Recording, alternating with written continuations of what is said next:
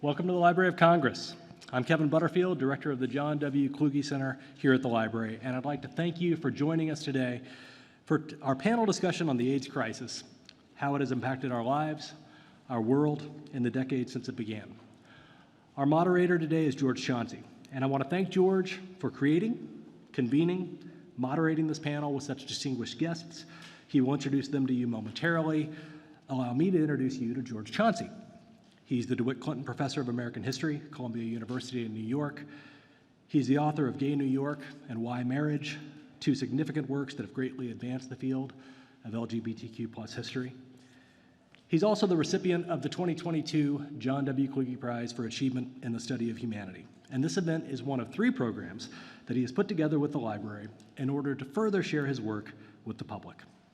The others, one in which he interviews Mary Bonato on the history of the legal battle for marriage equality, and one in which he is interviewed by the library's Roswell Encina on the history of anti-gay discrimination, will be available along with a recording of this event later in the summer. Now, please join me in giving a warm welcome to George Chauncey and our panelists.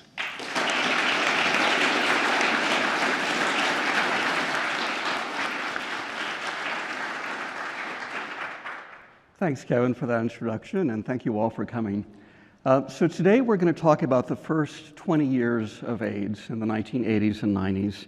I'm going to introduce the 3 panelists in a moment, but first I want to set the stage for our conversation. So now we think about AIDS globally. In the last 40 years, some 85 million people across the world have been infected with HIV, the human immunodeficiency virus, which causes AIDS. More than 40 million of them have died, including more than 500,000 just last year. 70% of the people currently living with HIV, some 25 million people, are in sub-Saharan Africa, where it has had a devastating impact on families, societies, entire communities, and economies. In the US today, more than 1 million people are living with HIV, and tens of thousands are newly infected every year. 1 in 7 of those people do not know they're infected. Since the early 90s, the AIDS epidemic has been increasingly racialized. African Americans now account for more than 2 of 5 new infections, 42%, even though they constitute 13% of the American population. Black women are 20 times more likely to be infected than white women, and Latinas 4 times more likely. The vast majority of women in the United States, as well as Africa and elsewhere, are infected through sex with men, almost none through sex with other women. It's now inescapable that AIDS is a disease syndrome transmitted by heterosexual as well as homosexual contact. But in the very earliest days, AIDS was identified as a homosexual disease. The so-called risk groups quickly expanded to include Haitians, hemophiliacs, and injection drug users, but AIDS remained overwhelmingly associated with gay men, Black, white, Latino, and Asian. In fact, that association was so strong that in the first year of the epidemic, it was called GRID, gay-related immune deficiency, instead of AIDS. AIDS was a catastrophic disease that seemed to come from nowhere. The first news reports about a strange cancer striking otherwise healthy young gay men began surfacing about 42 years ago, in 1981. But within a stunningly short period of time, a few years in the early 80s, thousands of gay men and other men who had sex with men faced devastating illnesses and premature death. By 1988, 7 years into the epidemic, 82,000 Americans had been diagnosed with AIDS, and more than half of them had died. People who lived in cities with large gay populations like New York, San Francisco, Atlanta, and Chicago saw growing numbers of friends, lovers, and neighbors rapidly waste away after their immune systems collapsed, and then die from diseases that few people had ever heard of. Fear was compounded by ignorance because in the early years, people understood almost nothing about AIDS. For 3 years, people didn't even know that a new virus, HIV, caused AIDS. And once they did, there was still no effective treatment. And in the years before reliable test was introduced, and for years after that, basically every gay man lived in fear that they were infected. Looking desperately for something that would save their lives, people with AIDS tried countless experimental treatments, but it was only late in 1995, almost 15 years after AIDS was first reported, that relatively effective drugs first became available. They dramatically reduced the mortality rate for people with AIDS in the rich countries where people with insurance could afford them. It took another 15 years for those drugs to become widely available in poor countries. But for almost 15 years, few treatments of any real effectiveness were available to anyone, anywhere. As a result, 80% of the people infected in the 1980s lived 2 years or less after their diagnosis. That meant that a 23-year-old who tested positive for HIV knew that he probably had a year or two left to live. And in those days, most people with AIDS were in their 20s, 30s, or 40s. Half of the people who died were less than 36 years old. AIDS rapidly spread to injection drug users and their partners, many of them women, and it came to have an enduring impact in communities of color. So AIDS was a collective tragedy of enormous proportions, as well as a deeply personal tragedy. And as it swept through the biggest gay communities, it killed a generation of leaders, artists, and ordinary people who were friends and lovers. So today we're going to explore this history, the community's responses to it, and how ultimately it served as a turning point in LGBTQ history. And I'm deeply grateful to my 3 fellow panelists, who are an incredibly accomplished group of activists and scholars, for agreeing to participate in this conversation. Our time is short, so I'll start by asking each of them questions separately, and I'll be very strict about our timing available. And then we'll ask all of them to reflect on a couple of shared questions before we invite questions from you, the audience. So I want to start with Duane Cramer, who's been an AIDS activist for more than 35 years. He's a former sales and marketing executive at Xerox, who's gone on, as you'll see, to use those talents, skills to great effect in the AIDS movement. He's also an acclaimed photographer whose work has appeared in the New York Times, Vibe, and Harper's Bazaar. Most recently, he served as the Director of Community Engagement for the National AIDS Memorial, which now has responsibility for the AIDS quilt. Duane has also played key roles in the development of highly visible social marketing campaigns such as Greater Than AIDS, Testing Makes Us Stronger, and Project I Designed, along with many other AIDS organizations and prevention campaigns, many more than I have time to mention. So thanks for joining us, Duane. So one important purpose of the AIDS quilt, Duane, as we've talked about, is to give the devastating losses of the epidemic a human face by memorializing one by one some of the precious people that we lost to AIDS. Could we just begin by your telling us about a few of the people that we lost?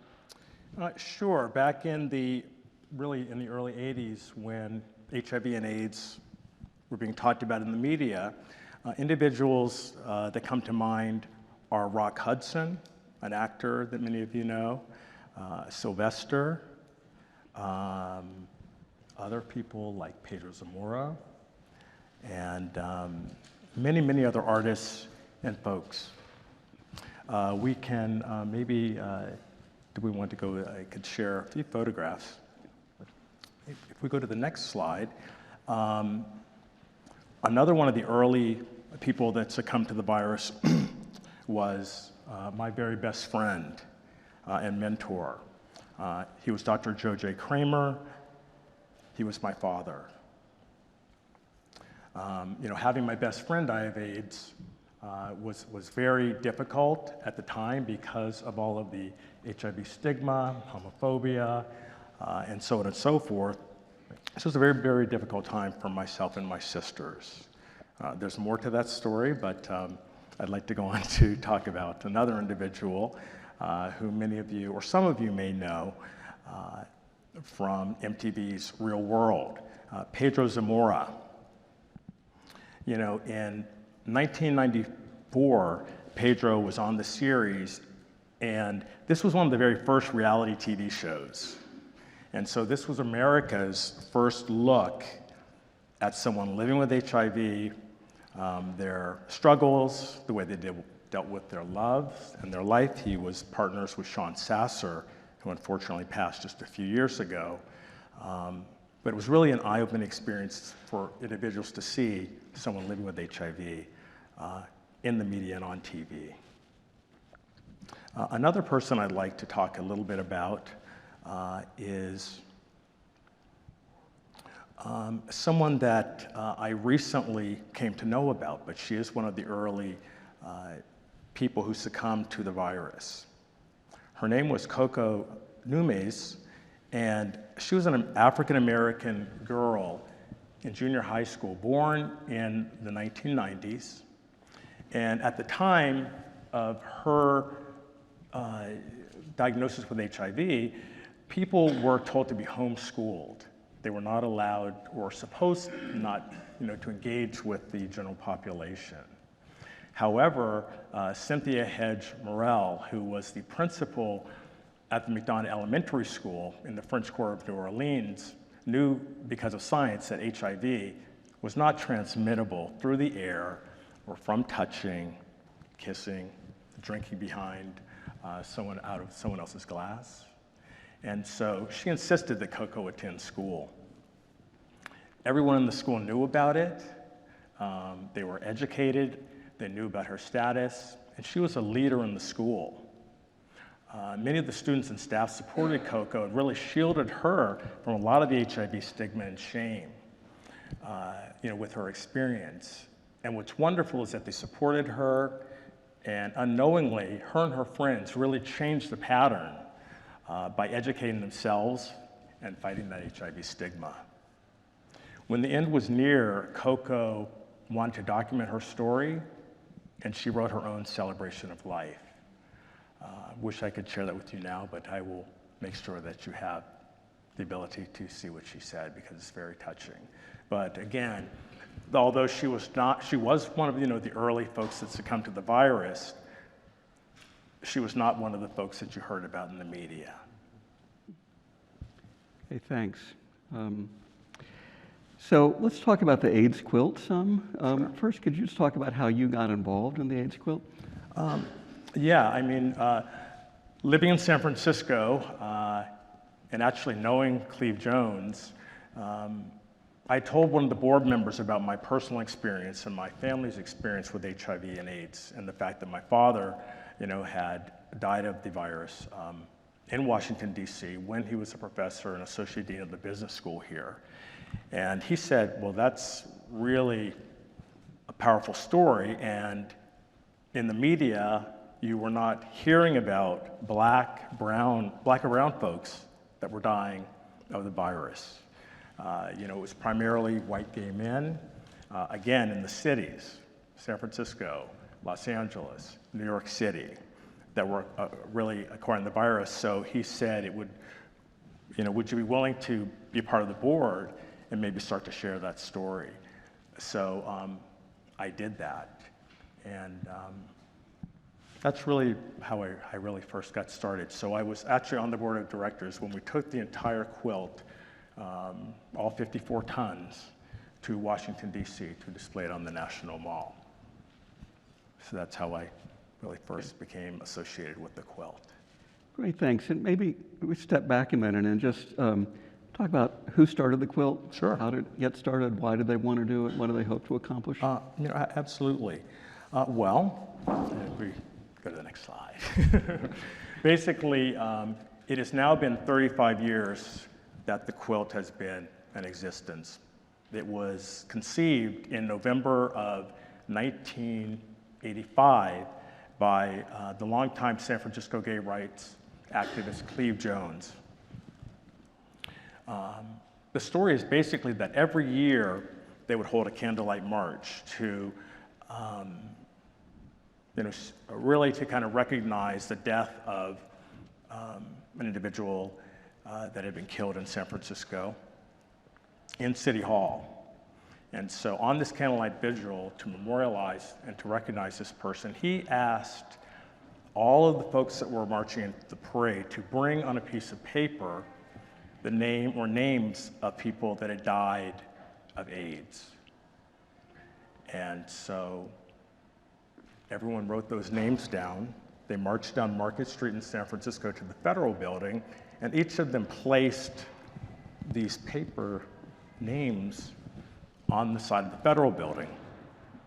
And Cleve and his very close girlfriend, Gert, who is still with the quilt after all of these years, said, "That really looks like a tapestry. It looks like a quilt." And so Cleve and Gert made the very first panel for the AIDS quilt for Cleve's good friend Marvin Feldman. They created a 3-foot by 6-foot panel, which basically is about the size of a human grave. So each one of these panels, is to kind of illustrate the life of someone and someone that's died. From then on, today, there are over 50,000 panels. As I mentioned, 54 tons of fabric, and if you really stretched it out from end to end each panel, it would be over 50 miles long. The Names Project Foundation cared for the quilt from 1987 to 2020 in San Francisco, and Atlanta as well. It had been moved to Atlanta. Gilead Sciences gave the foundation, gave the National AIDS Memorial a grant to take over the quilt and become its caretaker.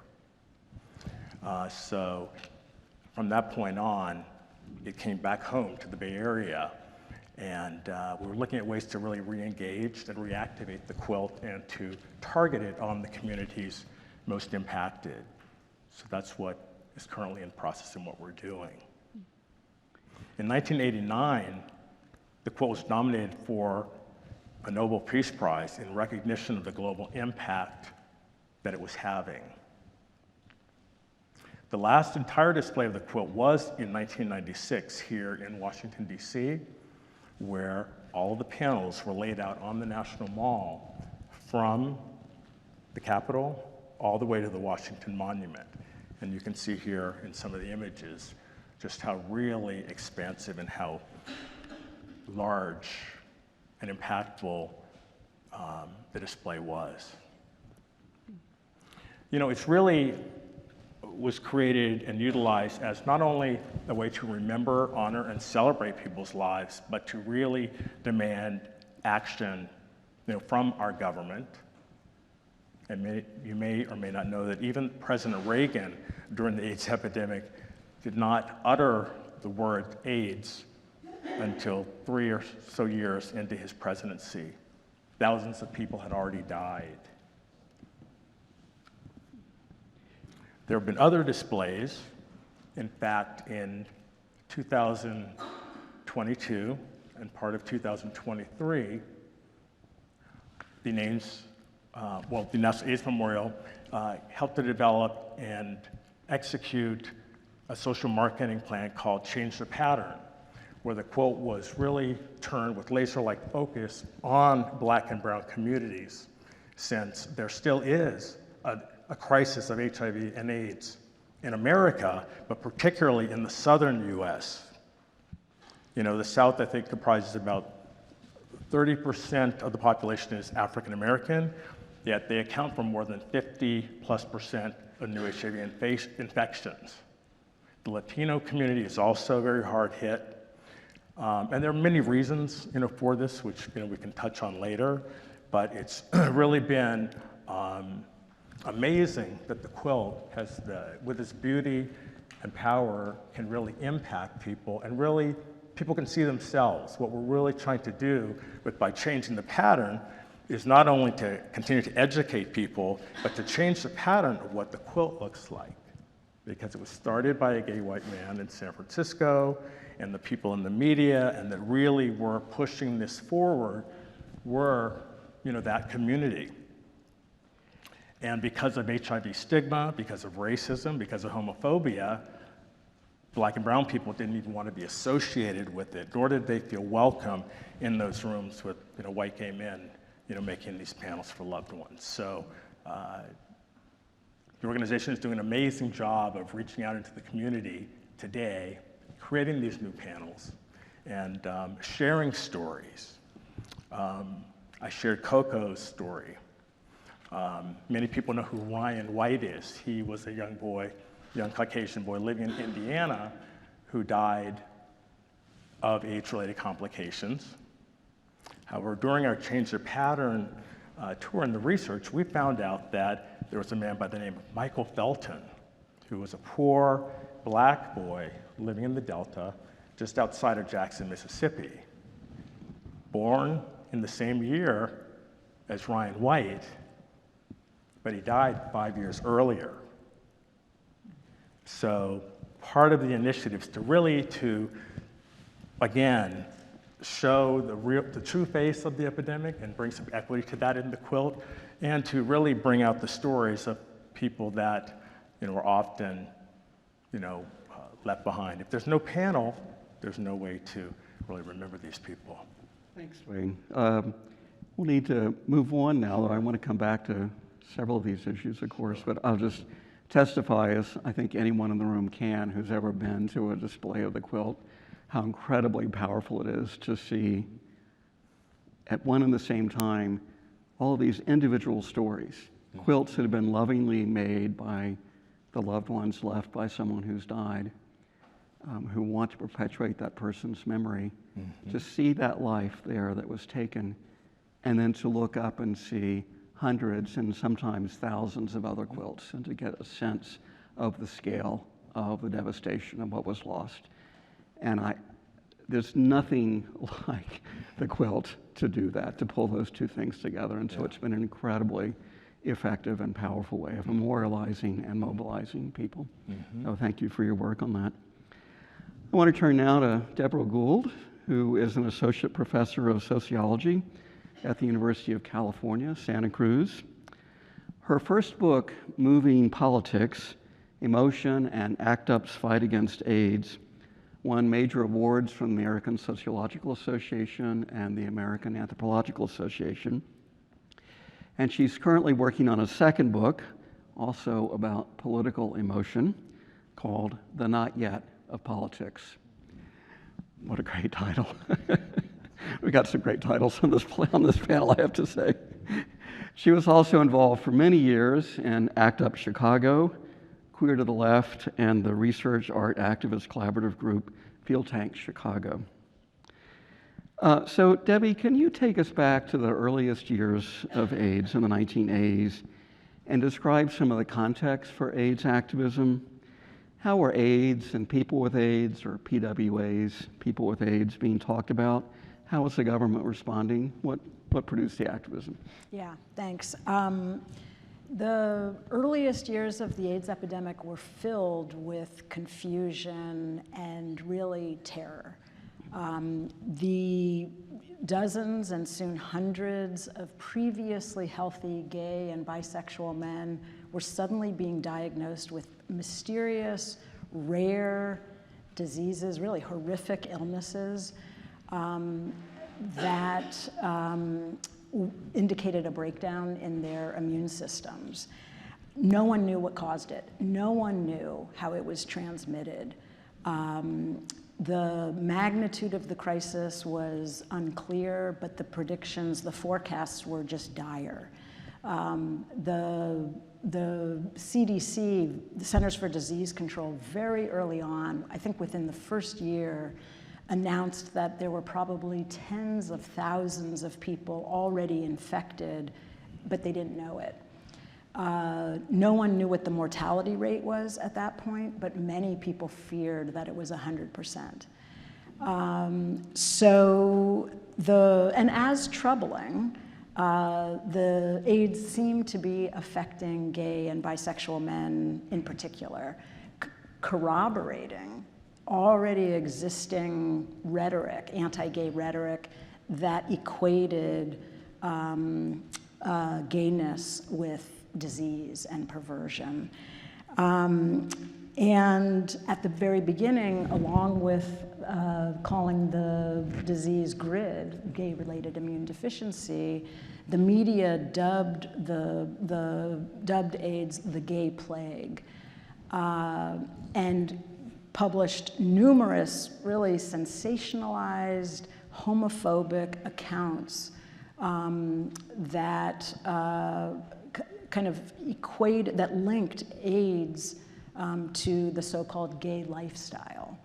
And that perception of the epidemic, as George noted, persisted throughout. It still persists, even as quite early on, in the earliest years, it became apparent that other populations, injection drug users and their partners in particular, were similarly being really affected and dying as a result of AIDS.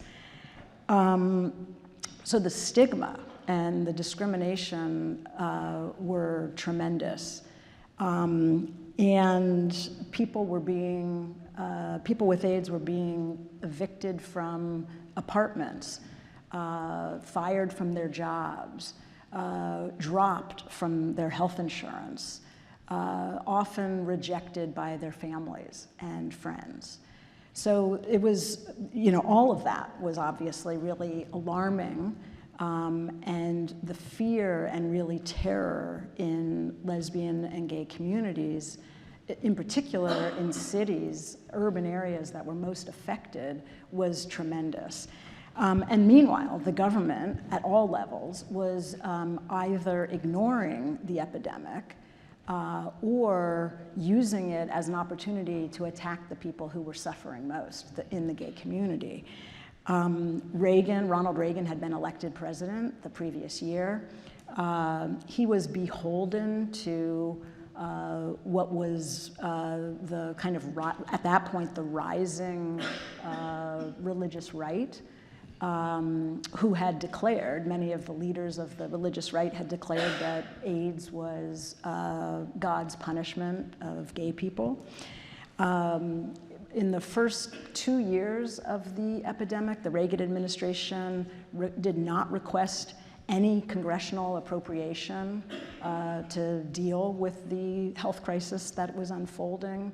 As Duane said, he didn't mention the word AIDS in public for 4 years, during the first 4 years of the crisis, and he didn't make a policy speech about AIDS until about 6 years into the epidemic. So contrast that with COVID, it's really remarkable.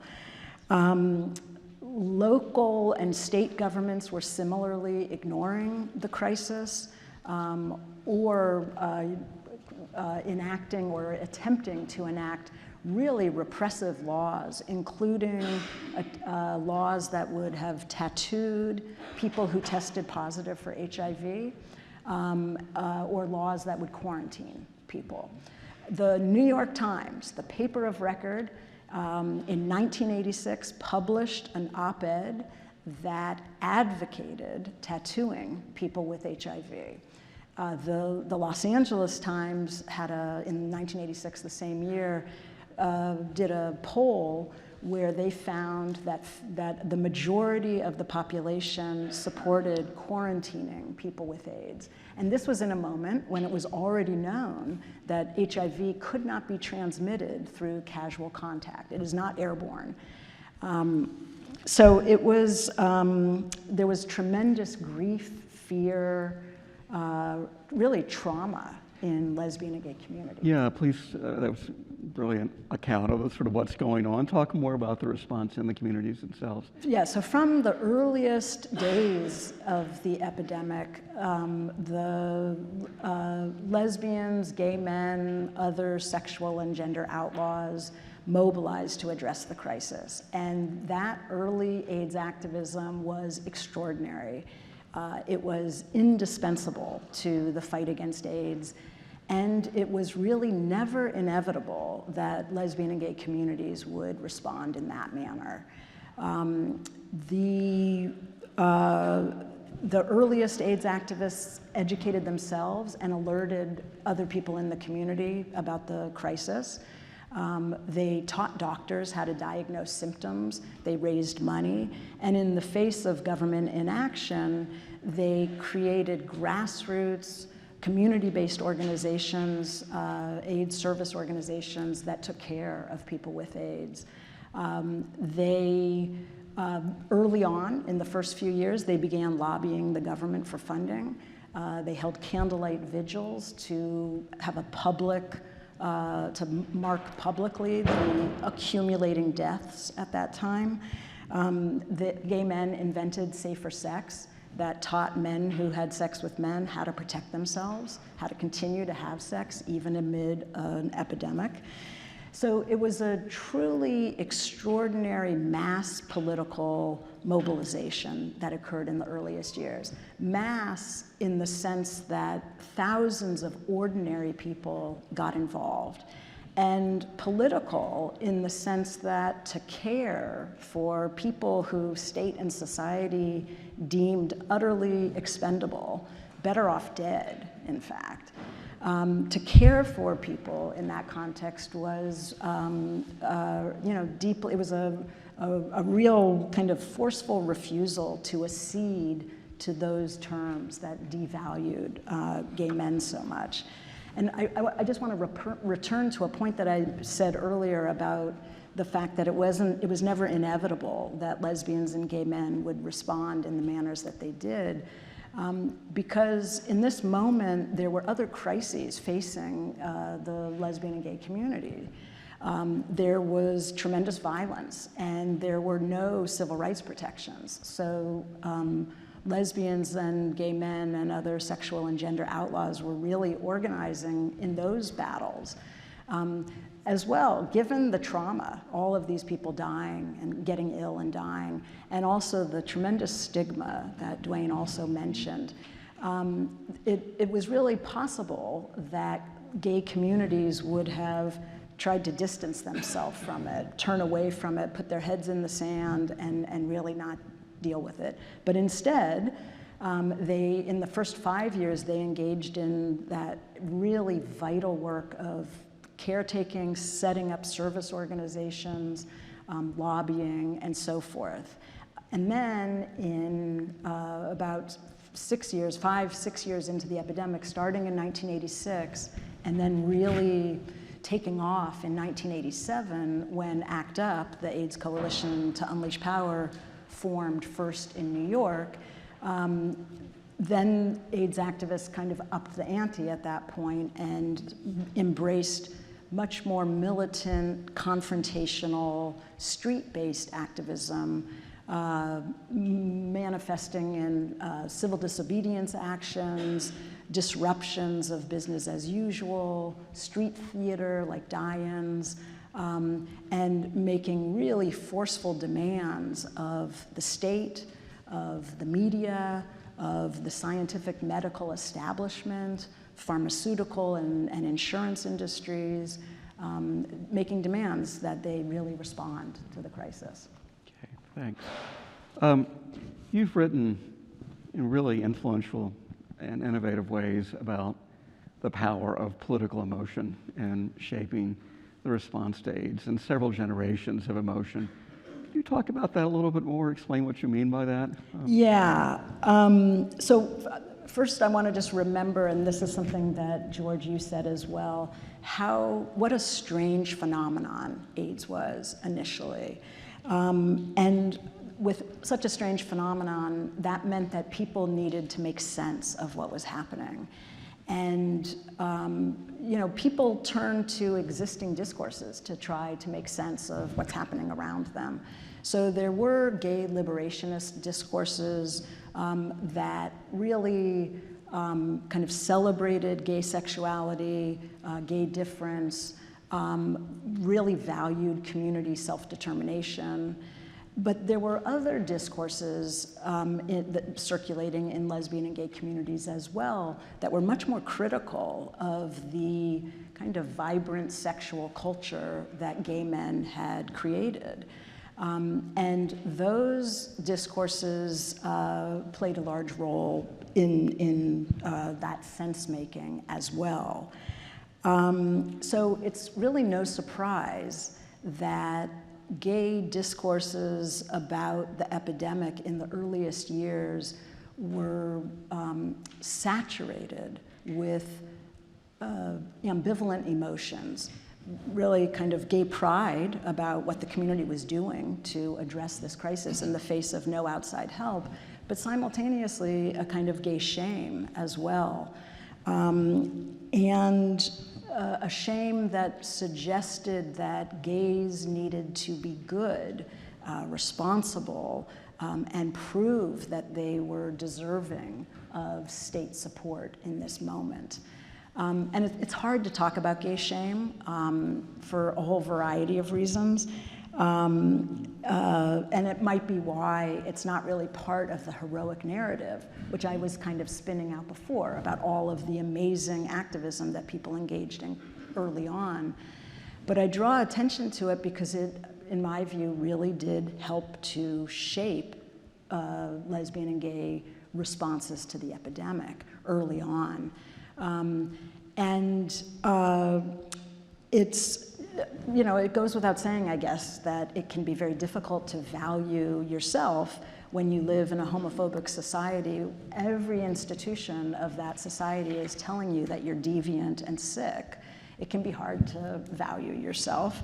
And really great thinkers like W.E.B. Du Bois and Frantz Fanon and Simone de Beauvoir help us to think about the psychic effects of oppression. And I think we also need to think about how that can then have political effects as well. And when you are feeling that kind of shame, it can be really difficult to feel righteously indignant that the government is refusing to respond to your community. And so what I found in my research was that ambivalence about self and about society really helped to structure, to shape lesbian and gay political responses, kind of establishing a political horizon in the early years that was very anxious about any gay anger that was beginning to bubble up in those years, but really fearful that that gay anger might translate into kind of less reputable forms of activism, and thereby risk even greater social rejection in a moment when gay people really needed state and society to assist them, you know. And so that was really what kind of got me thinking about that. And that, of course, had to shift in order for more militant activism. If you could speak briefly about the shift. Yeah, briefly, so really briefly, I would say that the Bowers versus Hardwick Supreme Court decision in 1986, which upheld the state of Georgia's anti-sodomy statute, was a real turning point. And it not only was the decision entirely homophobic and equated gay sex with rape and so on, but it really crystallized for people just how hated we are. How we were at that point in this society, how much on the outside of society gay people were.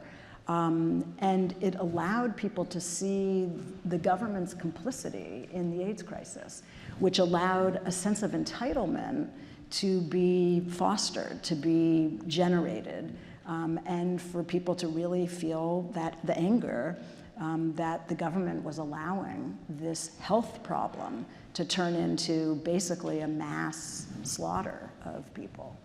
Okay. Thank you. Thank you. So much more I'd love to ask you as well as Duane, but I'll move on now to Jafari. Jafari Allen is a professor of African American and Africa Diaspora Studies at Columbia University, previously taught at Miami and at Yale. He's trained as an anthropologist. He's the author of 2 important books, Venceremos, The Erotics of Black Self-Making in Cuba, and most recently, There's a Disco Ball Between Us, A Theory of Black Gay Life. Like I said, we've got 2 of the greatest academic titles ever on this stage. He's also a longtime community activist, and back in the day, he volunteered with 2 local organizations addressing AIDS. In New York, GMAD, Gay Men of African Descent, and also AIDS Atlanta. So, Jafari, one question before we get to Black community organized responses to AIDS. Obviously, AIDS affected multiple overlapping but distinctive communities, continues to. And I wonder if you could just provide us some context for understanding where Black communities were at the dawning of the crisis. Thank you, George. Well, Duane and Deborah both gave us a really good sort of overview of what was happening in the beginning, and you did also, George, at the beginning of the AIDS crisis. And I want us to think also more broadly about what was happening in the country. I like to think of the 1980s as something where there were lots of crises happening at the same time. One which was Reagan and Thatcher, if we think globally, crack and AIDS, all at the same time. And so if we think about how those compounded crises interacted, then we get a little bit of a sense of more of the horror and also the shame. And we're also thinking about, specifically in Black communities in the United States and other places around the world, that after the late 1970s, the beginning of the 1980s, there's a tremendous disinvestment in urban spaces. There is a retreat from the winds of the civil rights movement that had only ended a little while before, right? And if you remember, those of you who may remember, or those of you who are good historians, think about some of the popular discourses at the time. One of the most important popular discourses was the disintegration or the crisis of the Black family, right? And what was the crisis of the Black family before AIDS? The crisis of the Black family, most famously according to former Senator Daniel Patrick Moynihan, was the Black woman, right, who was called an emasculating matriarch, right? And it was also animated by the disappearing Black man. This becomes the crisis of the endangered Black man. And so even before AIDS, we have these discourses circulating. And discourse is not something that is just out of the air. There are very particular structural truths to the economic and political disempowerment of those communities, right? That are traceable historically, right? They are not moral. They are not racial, they are political and economic, right? They do, however, have effects that make it so that some people have more access to healthcare than others. Some people, even if they have access, may feel more comfortable or not comfortable accessing those, and also being part of larger communities. And so when we talk about the beginning of, and Deborah talks about this brilliantly in the book, and then today about the beginning of the AIDS crisis and these 2 responses, one the shame response, and the other the heroic let's go in and fix it response. The response we can see both responses in Black communities at that moment. And still different, right? So one of the differences is that Black lesbian, and gay, transgender, people who we would call transgender now, and other sexual and gender outlaws at that moment were not identified necessarily or in large numbers with a larger gay community, right? In fact, there were also bars and bars, right? One example of bars is if you go to a club. If my white friend Joe goes into the club, he can go into the club with one ID. I come after him, I need 3 IDs, right? So bars to participation, right? Even in bars, right? And then on the other hand, there were, if we think about the disinvestment of the state that folks have already talked about, we also want to look at civil society. Kathy Cohen does a wonderful job of thinking through this in the beginning of AIDS in her book, AIDS and the Boundary of Black Politics. And in that book, The Boundary of Black Politics, she talks about the fact that before AIDS, there was a notion of something that Michael Dawson, the political scientist, called linked fate. That Black folks, no matter how well educated or what their class position was, would vote Black, they would vote Black, right, against their economic interests in some cases. That there was a notion that all Black people had linked fate.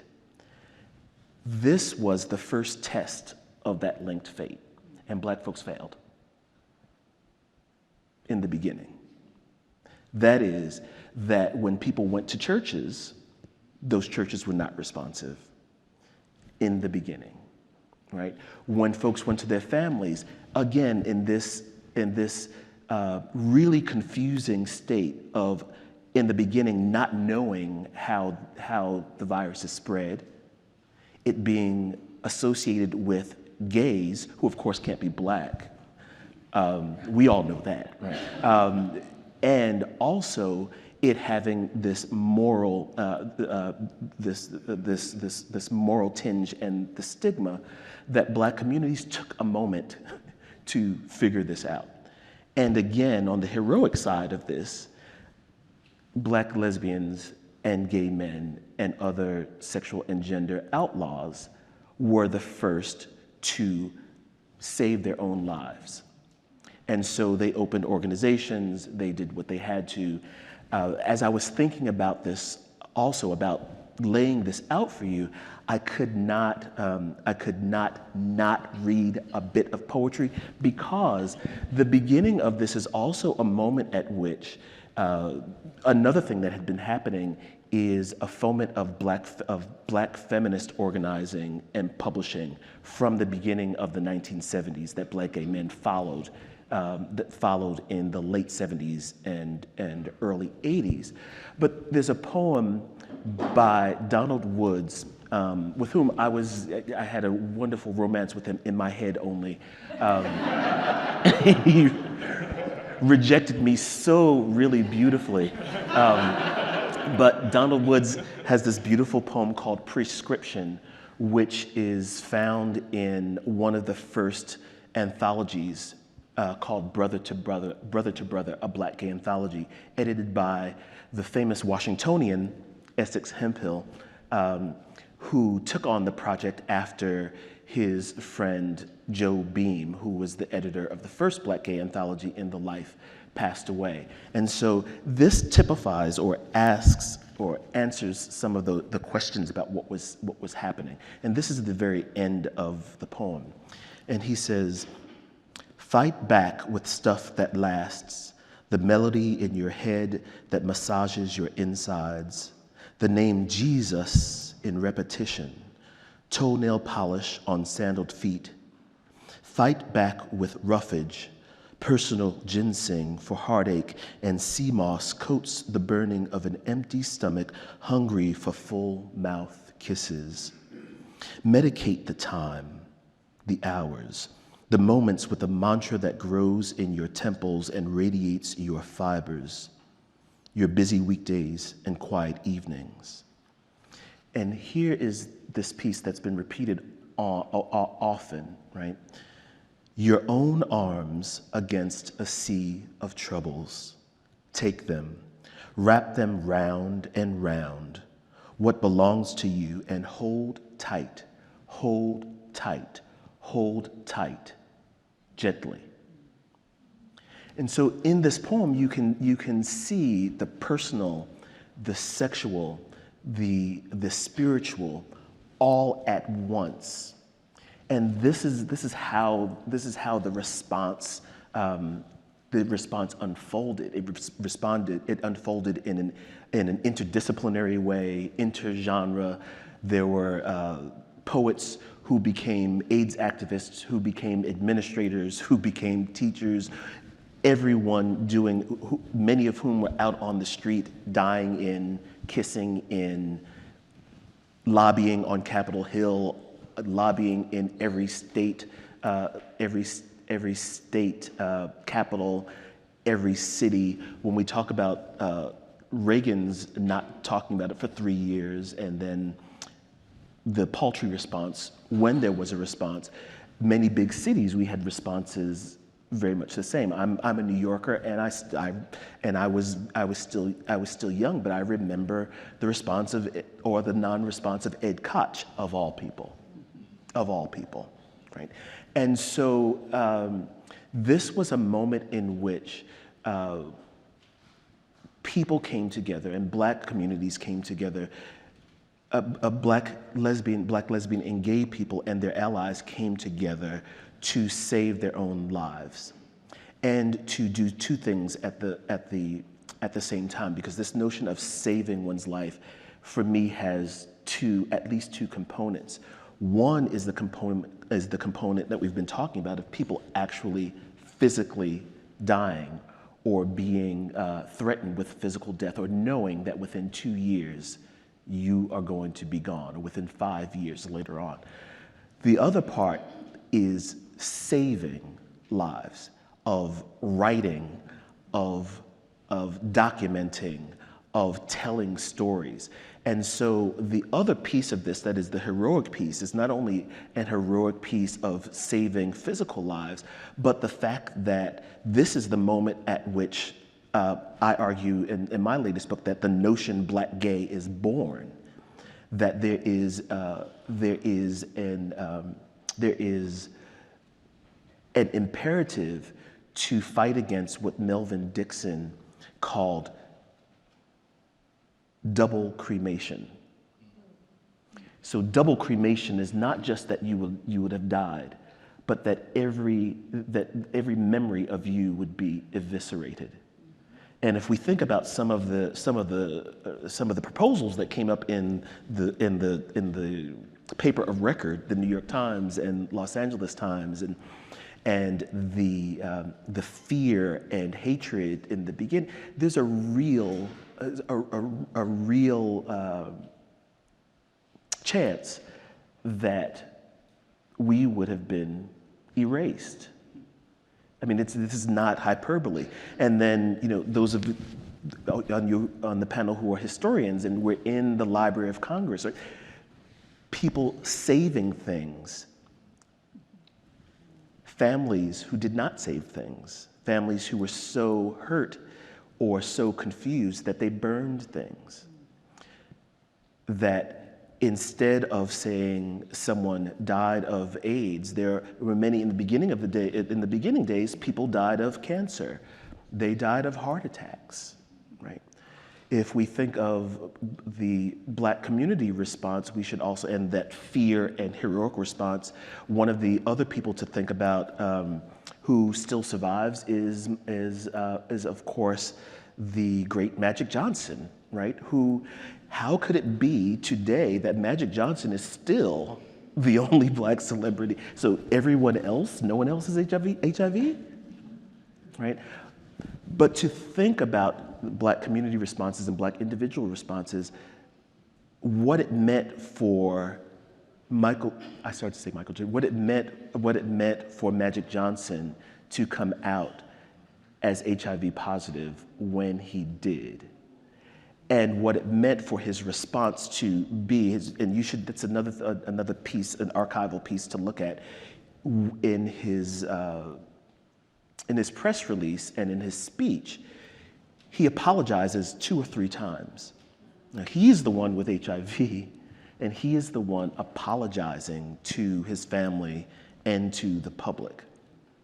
So again, the heroism, I'm struck with the heroism and the shame at the same time. And I'll end because the piece that I read from Donald Woods is in a really fabulous short film by the great Marlon Riggs called Non, non, je regrette rien, which those of you who are Edith Piaf fans will recognize as one of her great hits.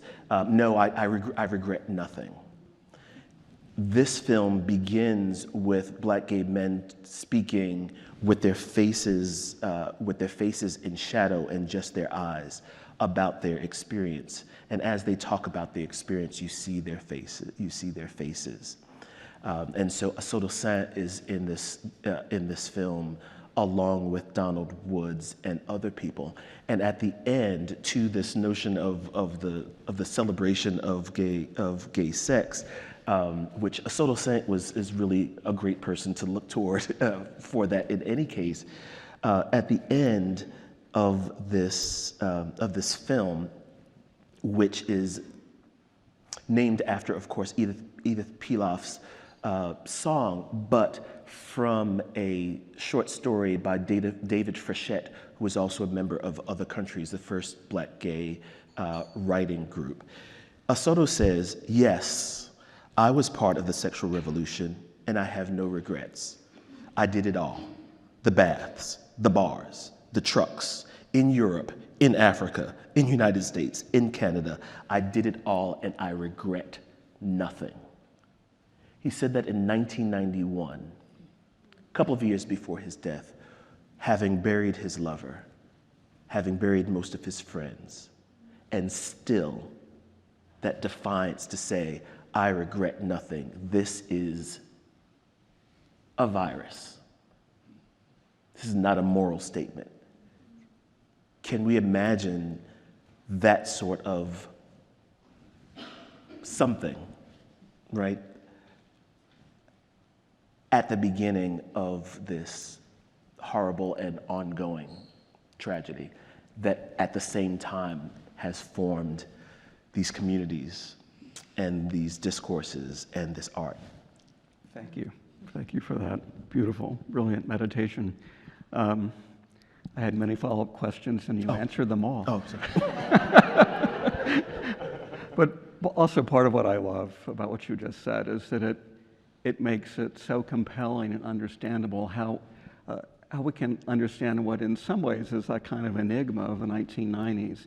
That at this time of mass death, devastation, and tragedy, there emerged what people are increasingly calling a Black gay cultural renaissance of the 90s, with this outpouring of poetry and filmmaking and critical theory, embodied in the work of people you talked about, like Essex Temple and Jobin and Marlon Riggs, and one could name many others. But the urgency of speaking the name, of recording what was being lost, of imagining another world through that process. You did a wonderful job. Thank you for that. So I want to ask maybe just one general question to ask each of you to comment on, and then we'll open up to the larger question, to the audience to ask questions. I'd really like to ask each of you to reflect for a minute about what are some of the legacies of AIDS? Or you can address a related question, which is related but a different question, which is, how did the AIDS epidemic change LGBTQ life and the place of LGBTQ people in American society? So I'll go back in the same order we began. Okay. Wayne. Well, there's a few things that come to mind, but I'll keep this short. Thank you. The first thing that comes to mind is what Jafari and Deborah were talking about. It's the fact that it's so important that lives are documented, because as my best friend, my father, always said, what is not documented does not exist. So it's important that each of us take a role in remembering those lost and honoring and celebrating their lives. And with all of the activism and work that's been done to not let history repeat itself and to learn from what the ACT UP activists did, to learn what the Black community, the Black LGBT, the Black same-gender loving community came up with. And I must mention that the word gay is really a white homosexual construct. And that was part of the problem with men who have sex with men in the people of color community, because they didn't identify with gay when you turn on the TV and you'd see all the wild perverts or the feminine men or all of those things. So it's important that we remember that there's different communities, that we remember those that were here before us, and that we do our best to continue to break down the stigma, the racism, and homophobia, and racism specifically that still exists in the LGBTQ community, which quite frankly, I don't really believe it is a community. Yeah. So. Yeah. Thanks. Yeah, I mean, just to start from where Duane left off, I mean, I agree. I think it's always multiple, and I try to pluralize it, you know, and to think about the communities. And when thinking about legacies of this period, well, one, it's also really important for us to remember that AIDS is ongoing and is, as George said, and as others have, you know, kind of tried to impress upon us, because it's really, because it has become a chronic manageable illness in this country, in some parts of this country, we forget just how devastating it continues to be in parts of this country, as well as elsewhere. In terms of like some of the legacies of AIDS activism, I think that the activists in all of these communities really changed the course of the epidemic. And people are alive today because of the work that those activists did. And people are alive in this country and around the world because of that. And that really changed the course of history in many ways. And more concretely, the way that medical research is conducted in this country was fundamentally transformed by ACT UP and other AIDS activists. How drugs are tested, the involvement of the people who are most affected by an illness, all of that came about as a result of the work of those activists. I would also say that we're using words like lesbian and gay, and then because we're trying not to be anachronistic maybe, and then really, I think this moment in history, the 80s and the 90s, really inaugurated the queer moment much more than, it kind of reignited that. It brought that term back into our language, and people began to think about queer not just as a kind of LGBTQ word, but talking about a challenge to normativity, no longer, really being in people's faces about the need to change the world we're living in so that people who are different sexually and gender-wise, as well as in other ways, can survive and thrive. And I think I would credit that period of activism with forcing the country to deal with that, this country to deal with that, and probably played a role in the alternative globalization movement's emergence, in the trans movement's emergence as well. Yeah, I think all of that is correct. I want to begin where you ended with the movements globally that this has as part of the inheritance.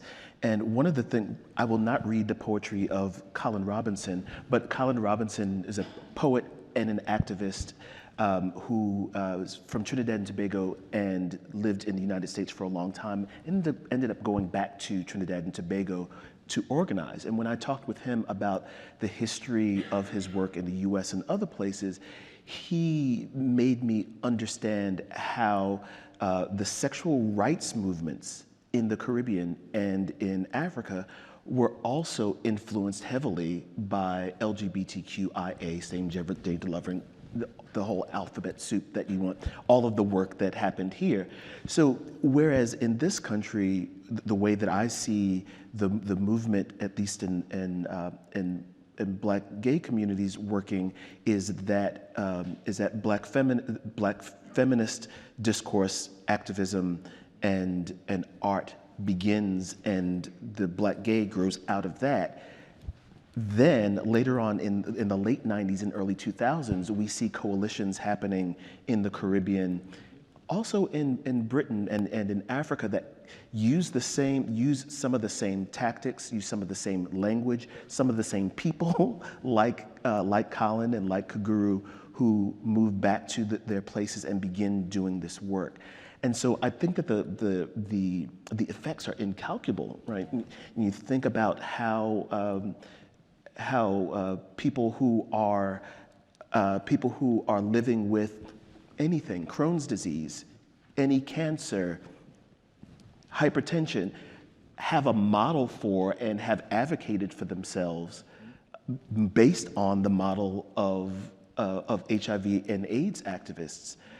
How we recognized during the beginning of the COVID crisis, how to message a public health message, for good or ill. I don't think it worked very well, but these even notions of how to think about public health completely changed because of not just because of HIV and AIDS, but because of the work that people have done. And so the effects outside of what someone might call the LGBTQIA community, I also have to question that, or communities.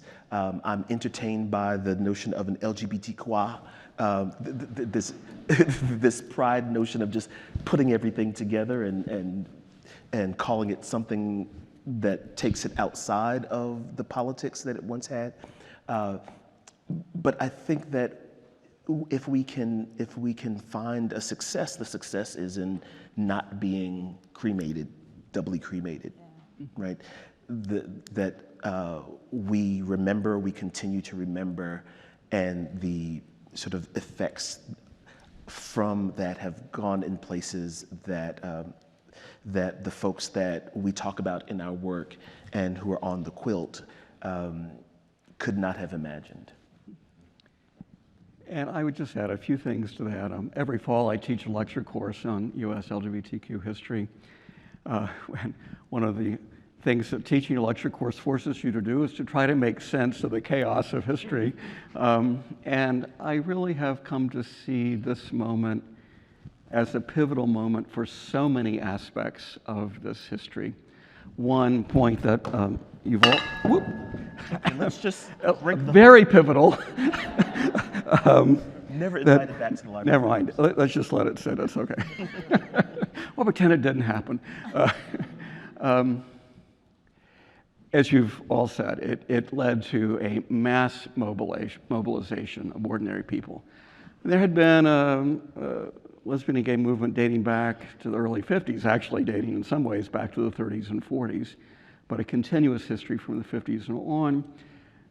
Growth in militancy in the wake of Stonewall, tremendous growth in the number of organizations, but still relatively few people actually involved in these organizations and with feet on the ground of trying to make social change around these issues. And this led so many people to feel the urgency of getting involved. And so you first saw it in the incredible growth of the service organizations and the more militant organizations like ACT UP, but that cascaded. And so every organization taking up these issues, particularly in the wake of Bowers v. Hardwick, the decision that Debbie mentioned, which was so pivotal for so many people, Strengthened organizations led to the creation of new organizations. You could start just listing the organizations that people who learned how to be political and act up went on to form that have had a transformative effect, truly a cascading effect. It also played a really significant role in changing the public representation of an image of LGBTQ people.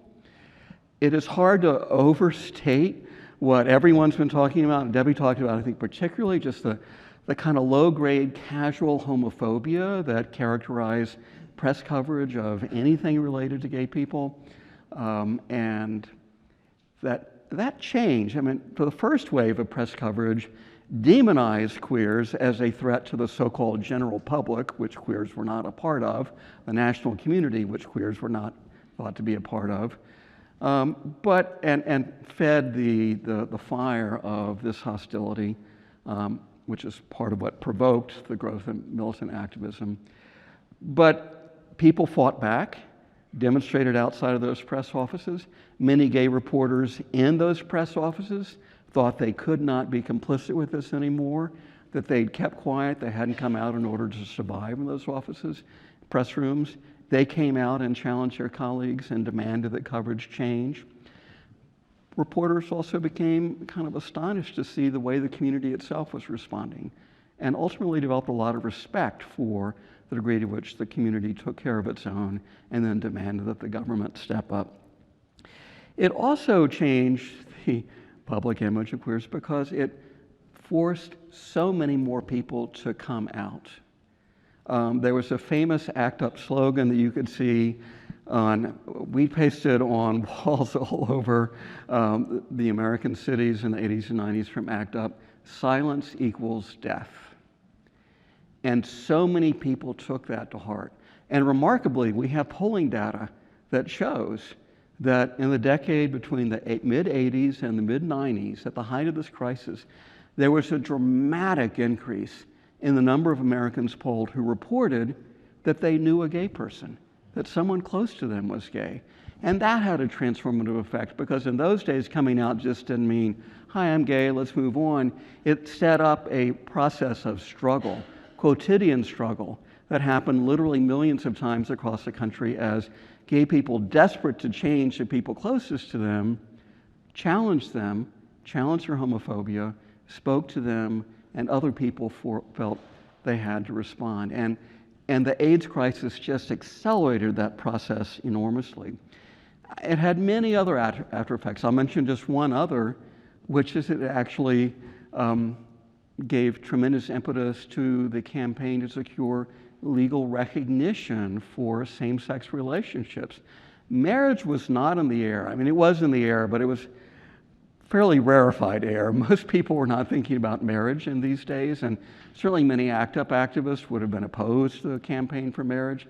But people recognized that AIDS forced people to recognize that even if their friends, even if their relatives accepted them in their relationships, there were powerful institutions that were required by law to treat them as legal strangers. So it was very hard for the partner of someone who was dying in a hospital first to get into that hospital, then to have any role in the treatment. Hospitals in big cities flooded with people with AIDS got around that. But then when the person died, the law required that the next of kin have the rights to that body and to the effects. And that was catastrophic. And so that led to campaigns for domestic partnership and so forth that really put in place or accelerated that, along with the fact that many lesbians started having babies together and had to deal with the incredible legal issues raised by that. Add years and years later some of the effects that we've seen more recently. So I think in so many ways, what happened in the 80s and 90s because of AIDS really transformed the lives of LGBTQ people and their place, our place in American society.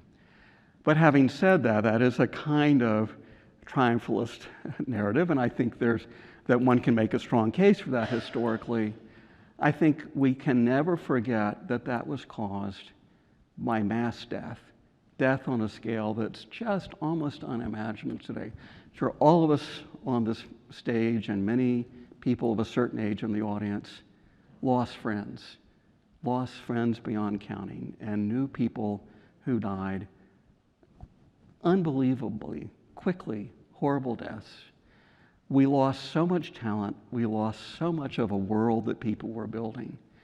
And there's still many people who walk around amongst us today who live with the traumatic after effects of having had almost their entire friendship circle devastated by AIDS.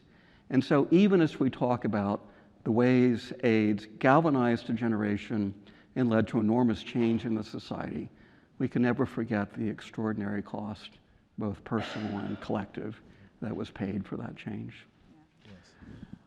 All right, thank you all. And I guess now we want to turn to questions from you.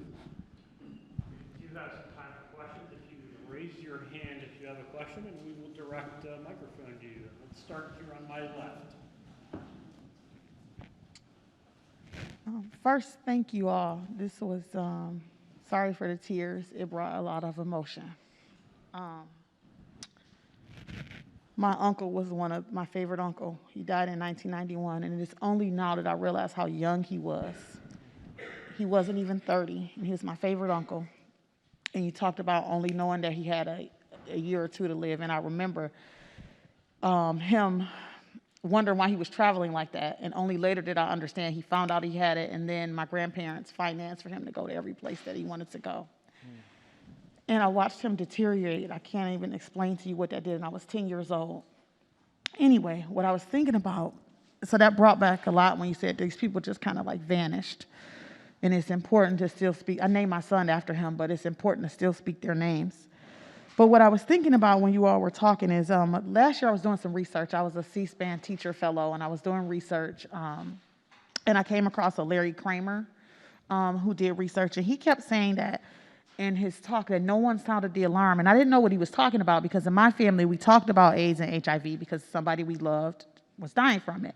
But I also remember what you all were talking about feeling shame when he died and when he was sick. I didn't tell my friends what was wrong with him because even at 10, I understood that it was something bad or something I should be embarrassed about, even though I wasn't embarrassed about him.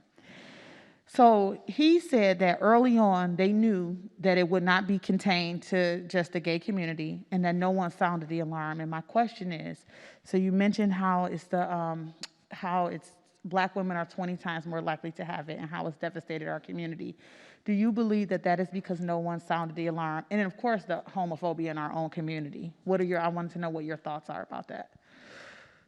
Thank you. If I could just kind of come first, I'm sorry to hear about your uncle. I'm glad that your family talked about it. There are many factors that contribute to the reason why so many Black and brown people and women are disproportionately affected by this disease. And I'll take it back to the way I've started to begin some of my presentations. In 1906, the NAACP hired cartographers, map makers, to note where there were more lynchings in the US, number one.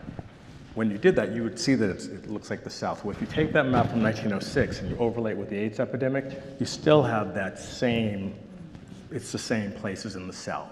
So again, if states are not expanding, Medicaid and all those other types of things, if they're not expanding prevention campaigns, if people have food insecurity, home insecurity, and all these other things, they're not thinking about HIV. If you're in a small rural town in Selma, Alabama, such as Selma, Alabama, and there's only one drugstore in town, and if you go to pick up HIV meds, everyone in town's gonna know you're not gonna go there, okay? Or you're gonna have to drive to another state so that people won't see you. Part of the reason why the epidemic continues to be a crisis, and it's a crisis, this is not over, is because the viral load is so high in the Black and brown communities, and men who have sex with men, we can call them gay, typically do not live in the Castro or Chauncey or Boys Town or you know what I'm saying? So they're in the community that already has a high viral load. So it's going to continue to perpetuate itself, okay? This all goes back to policing and how they designed housing projects. You're able to police and contain people where you can drop drugs in there. There's drugs. You can drop a virus. You cannot expand Medicaid, or just health issues. So there's a lot of specific reasons why it continues to happen. In fact, the statistic today is that 1 out of every 2 black men who are one out of every 2 black men who have sex with men, which is the Center for Disease Control classification, which brings in gay, bisexual, and just anyone who has sex with men. 1 out of every 2 black MSM will catch HIV in their lifetime today. And it's for various reasons.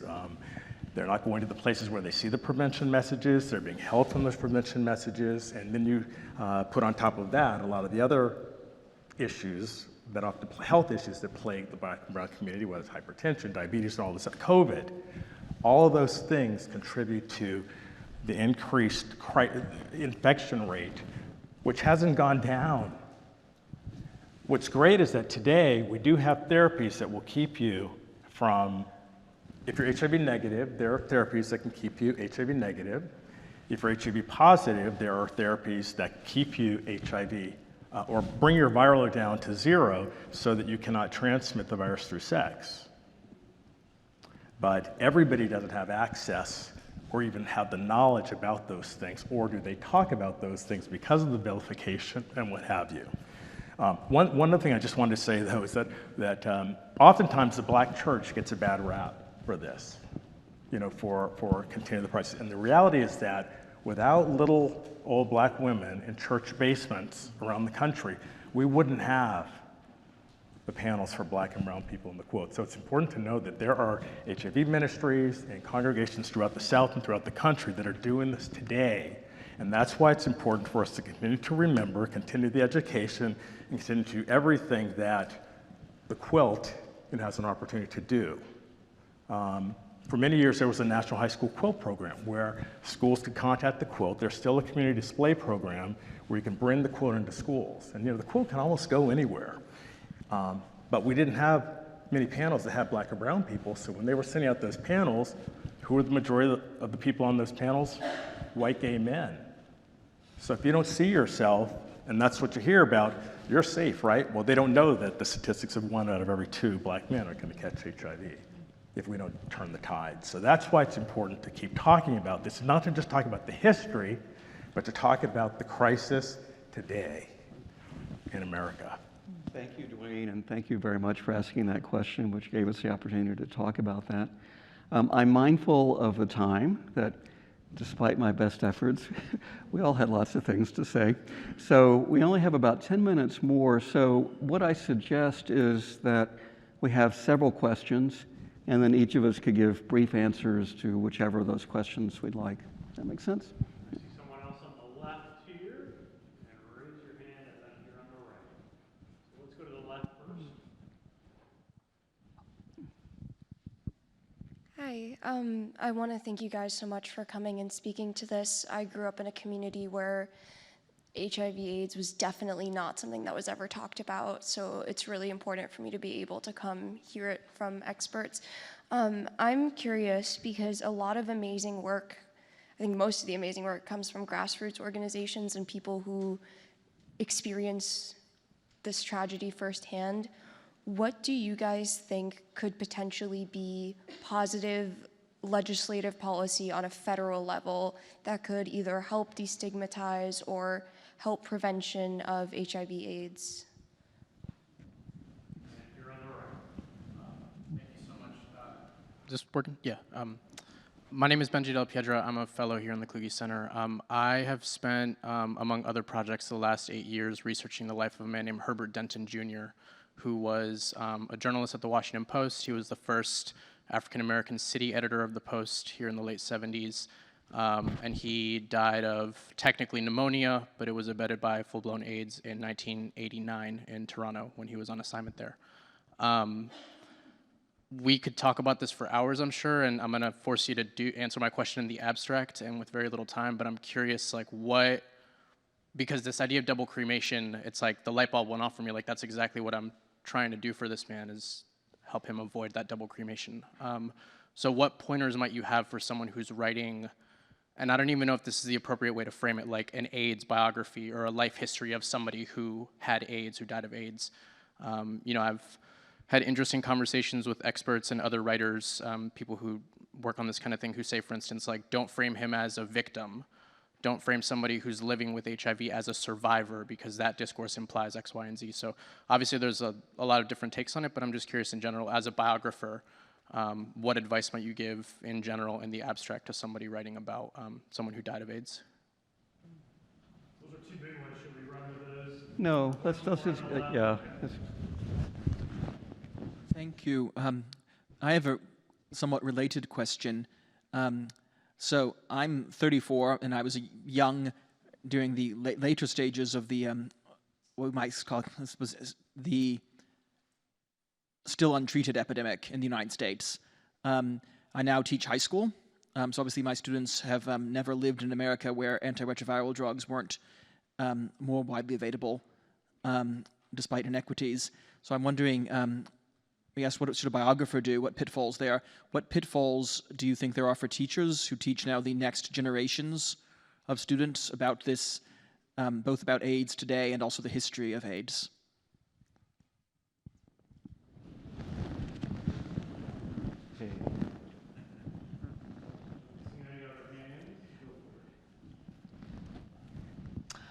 Well, I'll start with the last question, actually, about, I think that it's hard for some people, maybe high school students, to believe that the US government would allow hundreds, thousands, tens of thousands, hundreds of thousands of people to die because they were queer or marginalized in some way.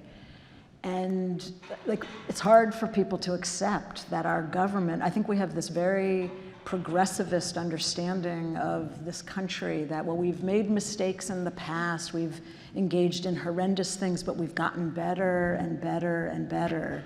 And I think certain movements remind us that actually things aren't linear. And we needed the Black Lives Matter movement, for example, to really crystallize the reality of police violence against Black people in this country. And I think that it's important to learn this history in order for young people to realize what the government allowed to happen. Because of homophobia and because of really, you know, kind of hatred of other marginalized people like injection drug users and their partners.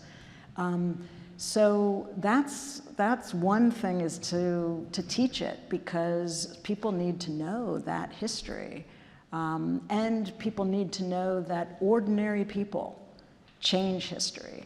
It's ordinary people when they collectivize themselves and take to the streets, usually. So in terms of the legislative stuff, I think there are legislative things that can happen. I'm not as up on that, so I'll leave that to my comrades here. But I think that the kinds of change, the people who really make change are the people on the ground who force legislators to do things, who and who just hold people's feet to the fire. Because even if there's a legislator who's on our side, they're not going to do it if there's not pressure to actually bring the kinds of change we need to live in a more just, equal, joyous world. You know? And so teaching this history, I think, is a way to help crystallize some of that. Jafari? Yeah, so that is exactly right.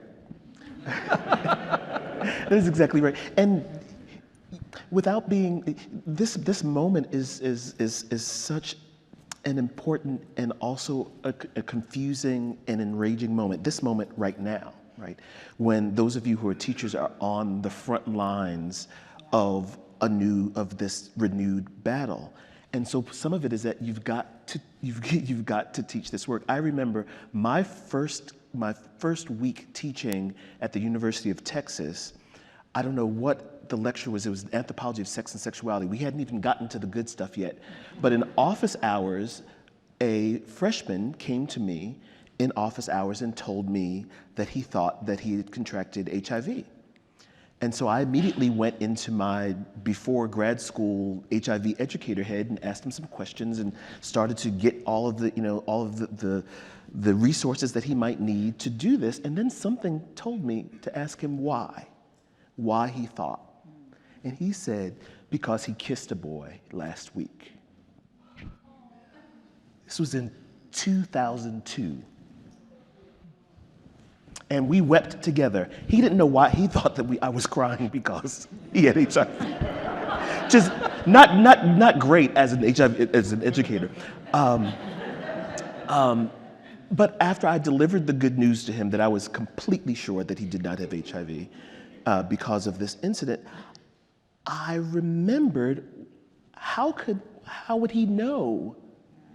He was educated in a Texas public school. And that's not to laugh about, it was the law. You could not teach safer sex at that time, right? And so this is to say that what you do has these consequences and can literally save someone's life, right? Even as your own livelihoods are threatened in this moment by teaching truth.